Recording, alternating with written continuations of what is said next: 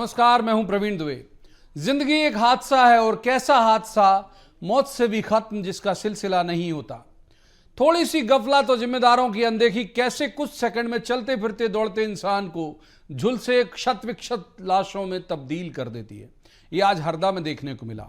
एक अवैध पटाखा फैक्ट्री में अचानक हुए विस्फोट ने पूरे इलाके को चपेट में ले लिया और अभी तक की सरकारी संख्या के मुताबिक 12 के करीब लोगों की जान ले ली और 100 से ज्यादा लोगों को गंभीर रूप से जख्मी कर दिया। यह फैक्ट्री इससे पहले भी 2 हादसों में करीब 6 लोगों को जिंदा जला चुकी है। खबरों के मुताबिक ब्लैकलिस्टेड थी। मालिक शायद जेल की हवा भी खा चुका है, लेकिन फिर भी क्षमता से अधिक पटाखों का निर्माण और भंडारण दिलेरी से कर रहा था। सैकड़ों लोगों की जान रोज खतरे में डाल रहा था, लेकिन ना किसी अधिकारी ना किसी नेता ने उसको ऐसा करने से रोका। जरूर किसी इलाकाई भैया के संरक्षण में रहा होगा। खैर, घटना की खबर मिलते ही संवेदी और सख्त मुख्यमंत्री डॉक्टर मोहन यादव ने अपने सारे कार्यक्रम रद्द किए, आपात बैठक बुलाई और राहत और बचाव के काम में अमले को झोंक दिया। और अभी से कुछ देर पहले वो हमीदिया अस्पताल भी गए, घायलों से मिले भी और संभवतः कल वो हरदा भी जाएंगे। खैर, तो जो बच गए उनकी किस्मत, कुछ तो अंतिम संस्कार लायक भी नहीं बचे होंगे। मुख्यमंत्री, प्रधानमंत्री, राष्ट्रपति ने घटना पर शोक जताया और यथासंभव मरहम राहत घोषित कर दी। सवाल जो सबसे बड़ा है वो यही है कि हादसे के बाद सक्रियता क्यों? इतने सालों से अधिकारी क्यों सो रहे थे? पहले गुनाह, उसके बाद हरदा हादसे के बाद ही उनकी कुंभकर्णी नींद क्यों खुलती है? जिनके पास नियम कानून पालन कराने की जिम्मेदारी है वो अब तक क्या कर रहे थे? नेता ऐसी चलती फिरती मौत की फैक्ट्रियों को नियम तोड़कर काम करने की आजादी क्यों देते हैं? इस बात की क्या गारंटी है कि आने वाले दिनों में किसी पटाखा फैक्ट्री में विस्फोट नहीं होगा? बहुत सारे ऐसे सवाल जिन्हें लेकर एक खास पैनल के पास जाएंगे और कहेंगे जवाब तो देना होगा, लेकिन रस्मन सबसे पहले आपको दिखाते हैं एक रिपोर्ट। देखिए,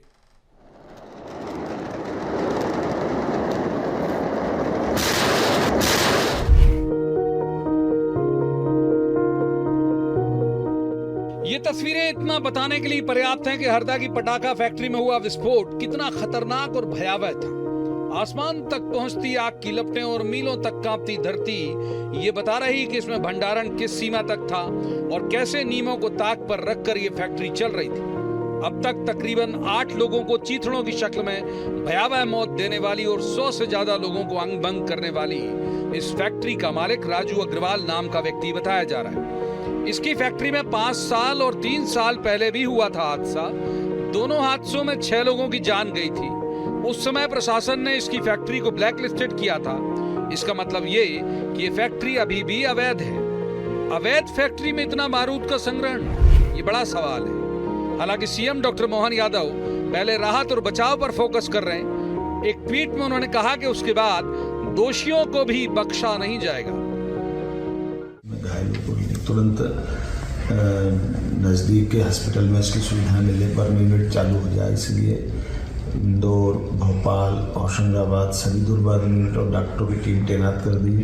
जिनके घर में ये घटना घटी है या जिनकी मृत्यु हुई है उनको परिवार को लगभग 4 लाख रुपए प्रति परिवार उसमें देने की हमने घोषणा की है।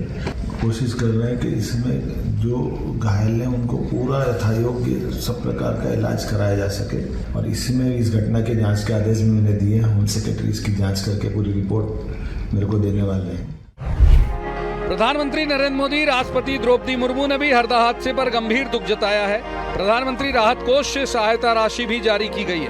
प्रदेश सरकार ने भी मृतकों के परिजनों को 4-4 लाख रुपए की सहायता तात्कालिक तौर पर अनाउंस की है और घायलों के मुफ्त इलाज की घोषणा भी की है।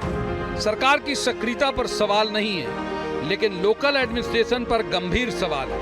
एक ब्लैकलिस्टेड फैक्ट्री इतनी मात्रा में पटाखे बनाकर संग्रहित कर रही थी, जिसका मालिक खबरों के मुताबिक एक बार गिरफ्तार भी हो चुका, उसे क्यों अनदेखा किया जा रहा था? एक बार प्रत्यक्षदर्शियों से ही सुन लीजिए कैसा था वहां का खौफनाक मंजर। और मैं नीचे उतरा, वैसे ही 1.5 से 2 मिनट में ये हादसा हो गया। एक पहला ब्लास्ट हुआ, उससे 1.5 मिनट बाद दूसरा हो गया और धुआंधार हो गया। सब पत्थर छत के उनके टूट के 400-500 मीटर दूर लगे, मतलब लोगों को और भागते भागते हमारी जान मुश्किल से बचा पाया। हम बहुत दूर भाग गए थे वहाँ से, यानी थोड़ी सी दूर, फिर नहीं रहटाव नहीं, उसके पास ही थे। फिर हमने सोचा कि हम थोड़ा वीडियो बना लेते हैं, तो फिर ये वीडियो बना ही रहा था। वीडियो बनाते बनाते वो थोड़ा आवाज आने लगी। हाँ, सबसे पहले तो फर्स्ट वाले, सबसे ऊपर वाले में फूटा दन से, पब्लिक आधी खाली हो गई, मैं भी होगा सब पब्लिक इधर उधर की, भाई मेरा भाई कहाँ गया, मेरे बहन कहाँ गई।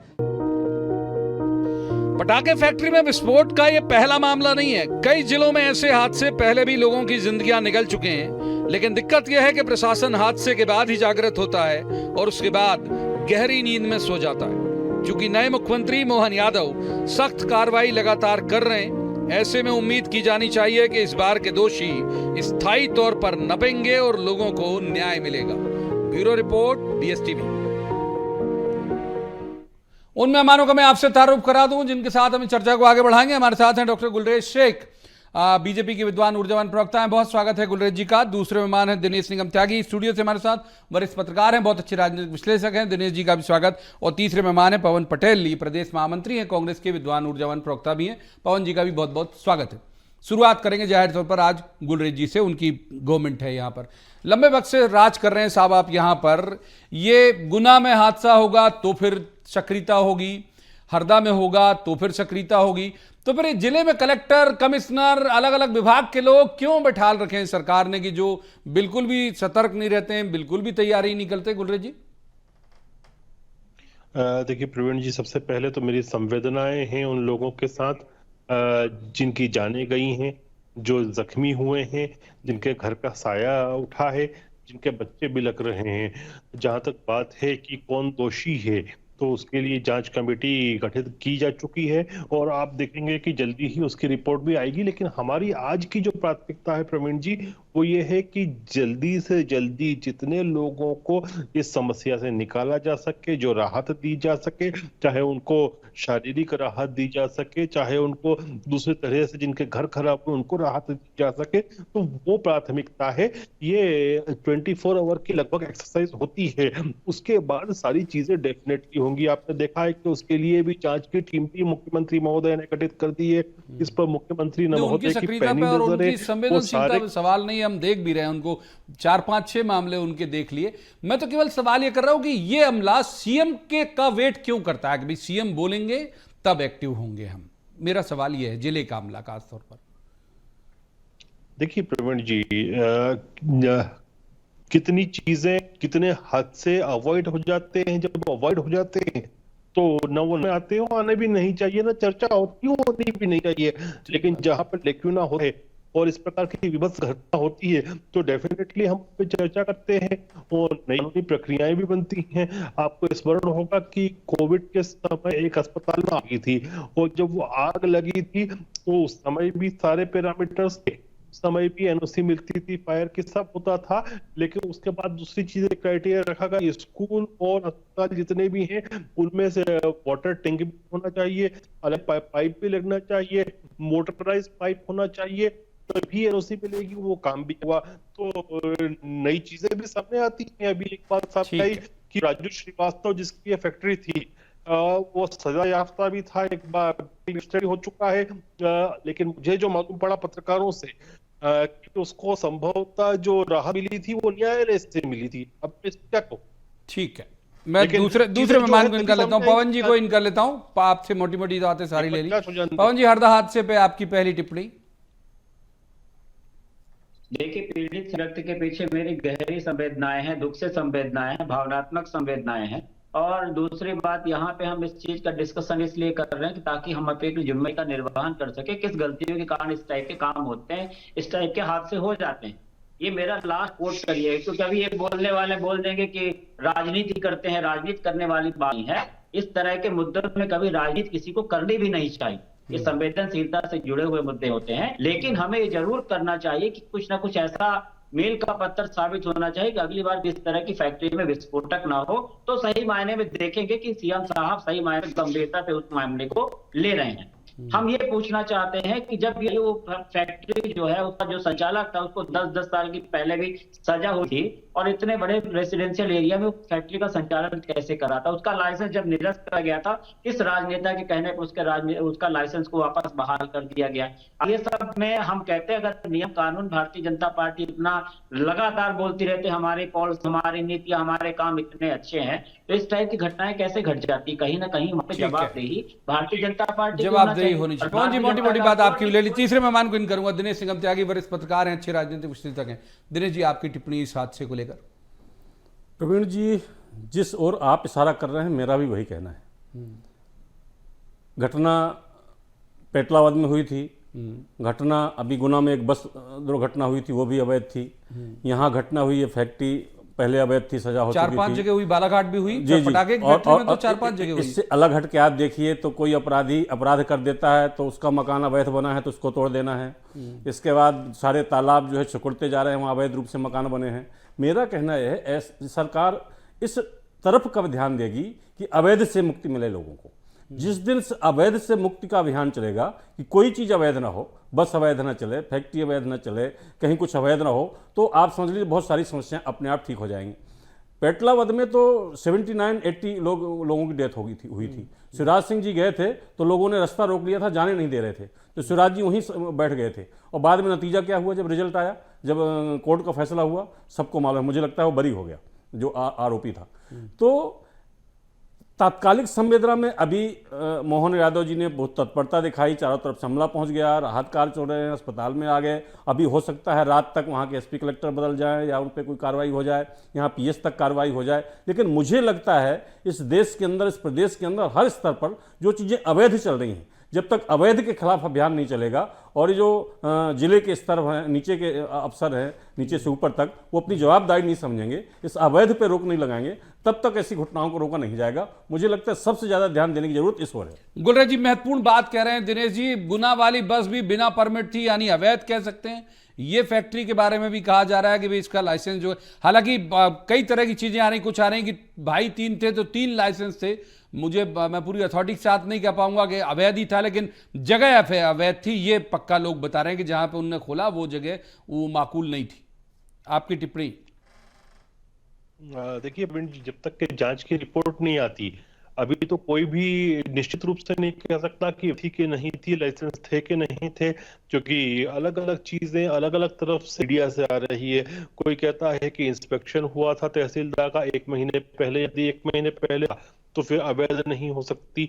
बहुत सारी चीजें हैं उसके अंदर, स्फोटक था वो कितना था जो जला है, ये सब चीजें जांच का विषय है। मैं बार बताऊं कि पहली बात तो ये है कि लोगों की जान को बचाया जाए, और अभी मुख्यमंत्री ने सारे कलेक्टर कमिश्नर से भी मीटिंग की है, ऑनलाइन भी मीटिंग की है, तो मुख्यमंत्री पैनी नजर रखे हुए हैं। और आप ये भी देखें कि इवन प्रधानमंत्री और राष्ट्रपति इसको पर संज्ञान है, तो आप ये देखिए कि जो एपेक्स है पावर, राष्ट्रपति, प्रधानमंत्री, चीफ मिनिस्टर, जब सबकी नजर है तो ये इस प्रकार के, चाहे वो नौकरशाह हो, चाहे जो भी एलिमेंट्स हो, वो बच नहीं पाएंगे। निश्चित रूप से न्याय होगा, शीघ्र अतिशीघ्र होगा, होते हुए नजर भी आएगा। अभी ये अगले 12-13 घंटे तक तो हमारी जो प्राथमिकता है वो ये है कि इससे सहमत हूं। वाकई जो उन परिवारों की फिक्र करना बहुत जरूरी है जिनके लोग या तो चले गए या बिल्कुल जिंदगी और मौत से जूझ रहे हैं, इससे सहमत हूं।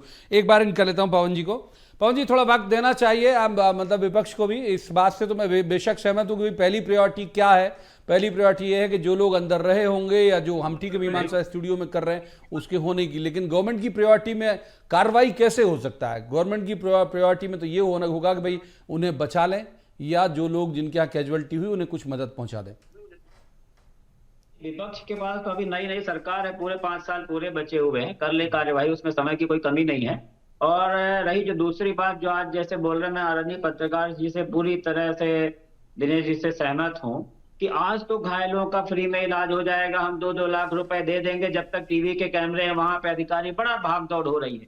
लेकिन आप एक सर्वे कराइएगा 4 दिन बाद, आप एक सर्वे कराइएगा 10 दिन बाद, जो उस संवेदना, उस पीड़ा से उसका परिवार गुजरा है, किसी का पैर नहीं रह गया, जिस टाइप के दुख से गुजर रहा है वो खाली उसका परिवार और वही भोगता है। ये सिर्फ घोषणाएं होकर चली जाती हैं, जो उसकी जिम्मेवारी ली जाती है, कम से कम उससे खाने कमाने के लिए कोई कोई व्यवस्था होनी चाहिए। तो इस तरह का कुछ ना कुछ एक नियम बनना चाहिए। विपक्ष भी उसमें अब सकारात्मक भूमिका निभाना चाहिए, विपक्ष को भी। हम भी उसमें तैयार हैं कि इस टाइप की फैक्ट्री इनको नजीर कायम करें। आज इलाज में ध्यान देने की बात है, सही बात है, लेकिन इलाज के बाद जब 2 दिन 4 दिन 5 दिन बाद निरस्त कर दे जितने भी फैक्ट्रियां हैं, जितने भी रेसिडेंशियल एरिया में, उन सबको निरस्त कर दे, उनका लाइसेंस निरस्त कर दे, इस तरह की नजीर कायम करें। तो मेरे ख्याल से तो ज्यादा चाहिए, तो ज्यादा लाजमी होगा।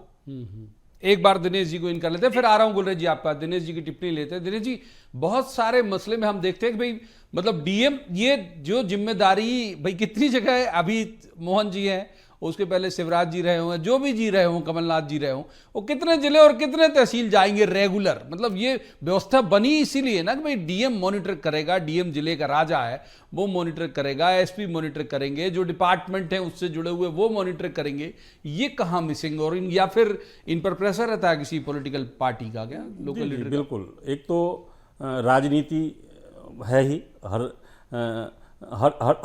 हर मुद्दे पे, हर प्रदेश को किसी मसले में लाभ मिलता है तो नुकसान भी राजनीति से होता है। और राजनेता ही निचले स्तर पर संरक्षण देते हैं, अधिकारी भी संरक्षण देते हैं, और निश्चित तौर पर मुख्यमंत्री कहीं नहीं जाएगा, पूरा अमला नीचे से ऊपर तक हर काम करने के लिए है, तो उसको ध्यान रखना चाहिए, कार्रवाई करना चाहिए। लेकिन ऐसी नज़ीरें पेश की जाना चाहिए जब ऐसी घटनाएं हों, जब ऐसा पता चले कि अवैध इतने दिन से चल रहा है, कोई कहीं भी किसी क्षेत्र का मामला हो, चाहे जमीन हो, भाई फैक्ट्री में विस्फोट हुआ तो कहीं ना कहीं कुछ गड़बड़ हुई होगी, कोई ना कोई दोषी होगा, तो इसमें तीनों तरफ से कार्रवाई होना चाहिए। अवैध पे कार्रवाई होना चाहिए, जो नुकसान हो गया, अब जैसे 4 लाख रुपए, 2 लाख रुपए, उन्होंने 6 लाख रुपए मिल गए एक परिवार को, उस परिवार का मेन कमाने वाला, मुख्य कमाने वाला चला गया, बच्चे महिला बची, वो जीवन उनका कैसे गुजरेगा? तो एक कोई पूरी व्यवस्था, पूरा प्लान जो है सरकार के पास होना चाहिए, ना तो कोई अवैध चीज चले और उससे जो नुकसान हो उसकी भरपाई हो और दोषी को सजा मिले। तो ये संपूर्ण रूप से एक प्लान बनाकर जो है इस दिशा में काम करना पड़ेगा, तभी को। बाकी ये बात सही है, और जैसे अफसर लोगों को आपने जवाबदारी तय नहीं की, आपने फैक्ट्री मालिक के खिलाफ कार्रवाई कर दी, फैक्ट्री रोक दी और इस अधिकारियों को सस्पेंड ट्रांसफर कर दिया, लेकिन नीचे से ऊपर तक जहां जो जवाबदार है, मुझे लगता है इसमें थोड़ा सख्त निर्णय लेना पड़ेगा, और एक तरफ से सबके खिलाफ कार्रवाई ऐसी करना पड़ेगी कि नजीर बने, ताकि ऐसी घटनाएं न हो। गुलरेज जी कुछ जवाब देना चाह रहे हैं, और मैं उसमें एड ऑन कर देता हूं कि जो आईजी हैं उनसे बीएसटीवी के हमारे सहयोगी ने बात की वहीं हरदा में पहुंच के, उनका भी कहना है कि हाँ, ये अगर नियम कायदों के साथ चल रही होती तो शायद इतना बड़ा हादसा नहीं होता। मैंने प्राइमा फेसी पुलिस के सीनियर ऑफिसर हैं, तो उनको भी लग गया कि हाँ, ये उस तरह से नहीं थी। आपकी टिप्पणी, और आप कुछ कहना भी चाह रहे थे गुलरेज जी? देखिए, मैंने यही कहा आपको कि डेफिनेटली ऊपर जब जांच होगी और जांच की रिपोर्ट आएगी तो बहुत सारी चीजें ब्लैक एंड व्हाइट हो जाएंगी। ही मोहन जी ने कल तक का समय दिया है सारे कलेक्टर्स को, उसको पूरे मध्य प्रदेश में, कि जहां जहां भी फटाका बनाने की फैक्ट्री वो नियम के अनुसार है या नहीं, उनकी रिपोर्ट सीएम ऑफिस में भेजी, और उसमें से जो भी ऐसा लगेगा कि ये 100% नियमों का पालन कर रहे हैं, उनके ऊपर सख्त कार्रवाई होगी। और इसमें भी जिस प्रकार से दिनेश निगम जी ने कहा कि एक नजीर बनाने की आवश्यकता है, कि ये जो हादसा है ना, ये एक नजीर बनेगी, ताकि अगली बार अभी इस पे नियमों की धज्जी उड़ाई है, कुछ भी गलत किया है तो अगवा ये नहीं के रूक कब्जा इस प्रकार के एलिमेंट्स की इसी तरह की नजीर बनाई जाएगी। एक बार पवन जी को इन करते। पवन जी, ये एक बात मैं आपको बता दूं, हमारा रिपोर्टर भी था हमीदिया हॉस्पिटल में उस वक्त। आप देखिए कि हरदा की दूरी 2-2.5 घंटे तो मैंने औसतन लग जाते हैं वहां से आने में, और 3:20 में पहली एम्बुलेंस वहां पहुंच गई थी। तो इसका मतलब गवर्नमेंट ने बहुत तत्परता दिखाई कि भाई पहले उन्हें रेस्क्यू किया, वहां के लोकल हॉस्पिटल से शिफ्ट किया और जल्दी से जल्दी वहां पहुंचा दिया। तो हम ये पहला मोर्चा जो राहत और बचाव वाला होता है, उसमें तो सराहना कर सकते हैं गवर्नमेंट की कि बहुत तेजी दिखाई। देखिए, मैं हमेशा डिबेट में गवर्नमेंट जो भी जन हित में, आम जनता के हित में काम करती है, हम उसके साथ खड़े हुए हैं। हमारे प्रदेश अध्यक्ष जीतू पटवारी जी ने भी उनके यथासंभव जितना संभव और कांग्रेस के कार्यकर्ता को बोला कि उनकी मदद करनी है। और ये सब चीजें मैंने पहले भी अपने डिबेट में बोला कि सब राजनीति का विषय नहीं होना चाहिए। मानवीय मूल्यों की, मानवीय धरोहर तभी सहेजेंगे कि जब हम राजनीति से परे उठ करके, कोई दुखी है तो हम ये नहीं देखेंगे पहले भाजपा की, अगर उसको सबसे पहले हर व्यक्ति का पहला कर्तव्य होना चाहिए कि उसको पहले मदद दिलाए, उसको राहत दिलाए। लेकिन हम बोल रहे हैं कि इस टाइप की निंदनीय चीजें जो हैं, इस टाइप की गलत चीजें कई बहुत सारी बस्तियों में आज भी इस टाइप की फैक्ट्रियां चल रही हैं, तो उस फैक्ट्री पे एक्चुअल में कार्रवाई नहीं चाहिए। बजाय इसके क्या ज्वलंत मुद्दा है तो 3-4 दिन हम करके रुक जाएं, और जो भी पीड़ित परिवार है जिनके घर का एक कमाने वाला, उसको कुछ ना कुछ नौकरी की व्यवस्था करनी चाहिए, ताकि उनका जिस तरह जीवन यापन उनके परिवार का चल रहा था वो चलता रहे। ठीक है, दिनेश जी को इन करते हैं। दिनेश जी, ये 6वां 7वां मामला है, मतलब मुझे पूरे ऐसे याद नहीं, लेकिन बालाघाट और 8, 2, 4, 5 मामले, और इसी में 3 साल पहले यही हुआ, इसी की फैक्ट्री में 5 साल पहले इसी की फैक्ट्री में हुआ। तब 2 घटनाओं में, अगर मैं गलत नहीं हूँ तो 6 के आसपास लोगों की डेथ हो गई थी। तो ऐसी स्थिति वाली जो फैक्ट्रियां हैं, इनमें कार्रवाई के बाद आपको उम्मीद है कि ये फिर वैसी, ये मैं सहमत हूँ जो अभी गुलरेज जी बता रहे थे, मैंने चेक किया वो फैक्ट, तो कोर्ट से ही छूटा था वो, तो फिर आ जाएगा अब छूट के, फिर फैक्ट्री खोल लेगा। जी जी, बड़ी समस्या यही है कि जब कोई घटना, दुर्घटना, हादसा होता है, उसके बाद प्रदेश स्तर पर अभियान चलता है। आपको 2, 4, 6 दिन, 7 दिन अभियान चलेगा, इसके बाद शांति हो जाती है। लेकिन लंबे समय बाद प्रदेश में एक नए मुख्यमंत्री बने हैं, इसमें कोई दो राय नहीं। उन्होंने जैसा एक्शन, जैसे कार्रवाई ली, हरदा से लेके भोपाल तक ग्रीन कॉरिडोर बनाना कोई आसान नहीं है, आसान नहीं है, वही मैं कह रहा हूँ। इसीलिए मैं, मुझे हैरत हुई एम्बुलेंस उतनी जल्दी पहुंच गई कि कैसे। और ये भी निश्चित है कि जैसे गुना के दुर्घटना पर उन्होंने कार्रवाई की थी, इसी तरह की कार्रवाई अफसरों पर होगी, इसमें भी कोई शंका दो राय नहीं है। लेकिन सवाल वही है कि इसमें नीचे से ऊपर तक अमला अवैध को चलने न दे और नेताओं की ना सुने, इसके लिए कोई व्यवस्था बनाना चाहिए। और साथ में ये भी करना चाहिए, ये जो फैक्ट्री मालिक होते हैं, जो बस मालिक होते हैं, जो दुर्घटनाएं होती हैं, उनसे जिनकी मृत्यु हो जाती है, मुझे तो लगता है खूब धनी मानी पैसे वाले होते हैं। तो घटना के बाद ऐसा कोई कानून बनाना चाहिए कि जितने लोग मरे हैं, जितने लोग घायल हुए हैं, और इनकी संपत्तियों को बेचकर उनको जो है बसाया जाना चाहिए, उनका पुनर्वास किया जाना चाहिए। सरकार तो जितनी मदद करती है, सरकार की जवाबदारी नहीं है। जवाबदारी फैक्ट्री मालिकों की, बस मालिकों की, या ऐसी दुर्घटनाओं वाले जो दोषी आरोपी मालिक हैं, जो पैसे वाले हैं, उनकी संपत्तियों को बेचकर उनकी व्यवस्था करना चाहिए। और कोर्ट फिर उसमें फिर फच्चर फंसा देगा। मेरा कहना है कानून बनाना चाहिए। आप देखिए, सरकार चाहे लेती है साहब, कितने बुलडोजर चल रहे पूरे देश के अंदर, भोपाल से लेकर और उत्तर प्रदेश से लेकर हर जगह कोर्ट मुद्दा उठाता रहे, लेकिन कहीं कुछ नहीं होता। जब सरकार चाह लेती है, कानून बन जाता है, तो फिर होने लगता है। लेकिन इस दिशा में कुछ करना चाहिए, मेरा कहना यह है, क्योंकि सरकार 2-4 लाख में क्या होता है, कुछ नहीं होता है। परिवार तो बेचारा जिंदगी भर के लिए बर्बाद हो जाता है। जवाब ले लेते हैं। अब गुलरेज जी कुछ कहना चाह रहे हैं, गुलरेज जी बोलिए।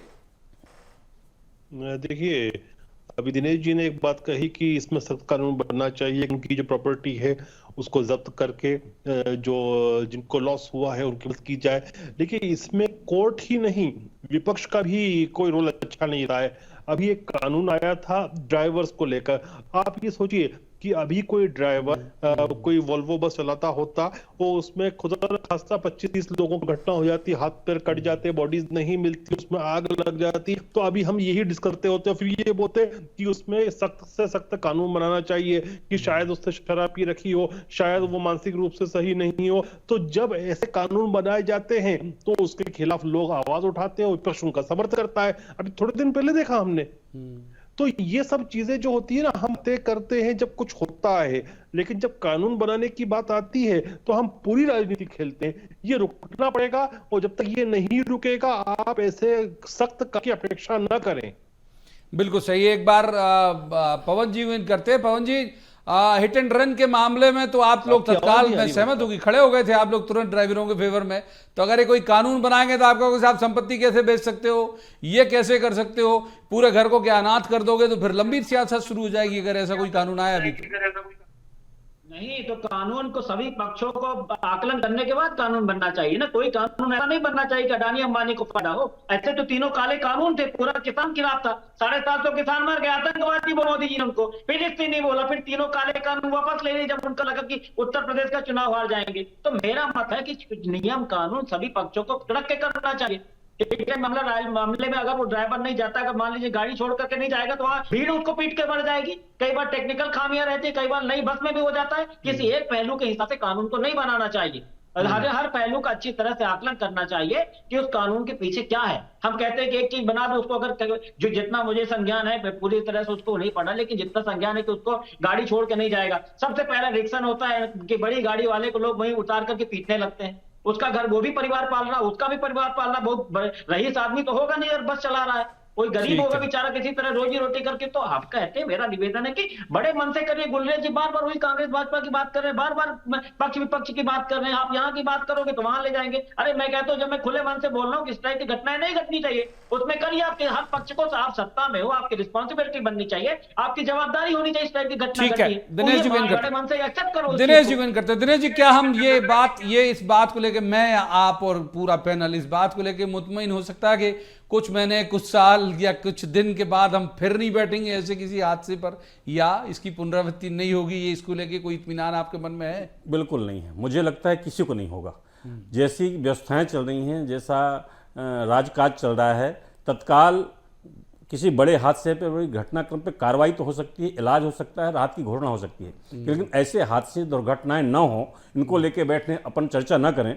इसीलिए मैंने शुरू में ये बात कही थी कि ये जो है सिर्फ घटनाओं पर नहीं होना चाहिए। आप भी कह रहे थे कि अकेले मुख्यमंत्री की जवाबदारी नहीं है, सारे अफसरों, ऐसी कोई व्यवस्था, ऐसी कोई मैनेजमेंट, कुछ ना कुछ सरकार का होना चाहिए कि नीचे से लेके ऊपर तक जितने अधिकारी हैं, कुछ भी अवैध हो रहा है उसके लिए सब जवाबदार हों और उन पर किसी का दबाव न चले और निष्पक्ष होकर और कार्रवाई जिस पार्टी की सरकार है वो अपने जिला अध्यक्ष को भी बिल्कुल तैनात कर जी जी जी बिल्कुल कि साहब आप मॉनिटर करो। बिल्कुल सरकार की खुद जवाबदारी होना चाहिए और सरकार अधिकारी से पहले अपने उस मंत्री, अपने विधायक, अपने जिला अध्यक्ष, अपने इलाकेदार जो नेता हैं उन पे कार्रवाई करे कि आपने कैसे करवाया। तो ऐसा कुछ ना कुछ बनानी पड़ेगी व्यवस्था, वरना तो अपन तो बैठते रहेंगे, चर्चा करते रहेंगे, ऐसी दुर्घटनाएं होती रहेंगी। ठीक है, माफ कीजिए, वक्त इतनी चर्चा की इजाजत देता है। हालांकि दिनेश जी ने जो प्रस्ताव दिया वो बिल्कुल उस तरह से प्रैक्टिकल नहीं लगता, क्योंकि जिस तरह के राजनीतिक हालात हैं उसमें आप उम्मीद नहीं कर सकते कि ऐसी कोई व्यवस्था कभी होगी या हो पाएगा। लेकिन फिर भी हम एक दुआ कर सकते हैं कि भाई ऐसे हादसे जो हैं वो ज़्यादा ना हों और आने वाले दिनों में हम कभी कम से कम ऐसे किसी विषयों पर डिस्कशन ना करें। आज की इस चर्चा में इतना ही। कल किसी खास मसले पर खास पैनल के साथ बैठकर कहेंगे, जवाब तो देना होगा। आप देखते रहिए ABS TV।